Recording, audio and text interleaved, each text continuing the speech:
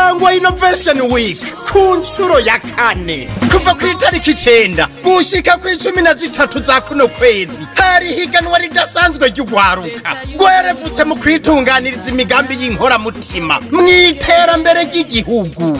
Iryo higanwa rihuriranye n'ikiyago mpuzamugabane gishingiye kugwaruka amahoro n'umutekano, hakaba ari ku nshuro ya gatatu.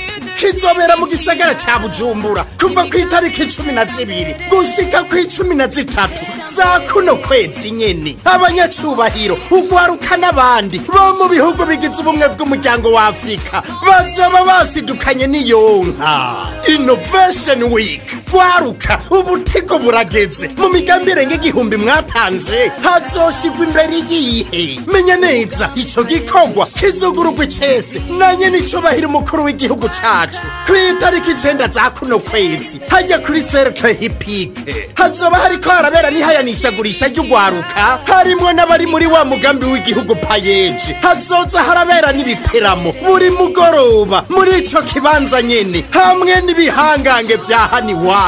Tubibutse ko ivyo bikorwa vyose vyatunganijwe na leta y'u Burundi ibicishije ku bushikiranganje bujejwe imigabo n'imigambi ya Afrika y'ubuseruko, ugwaruka, inkino n'imico kama, ubushikiranganje bw'imigenderanire no gushigikirana n'ayandi makungu bifatikanije n'umugambi wa ONU ujejwe iterambere mu Burundi PNUD. Gwaruka murahawe ikaze.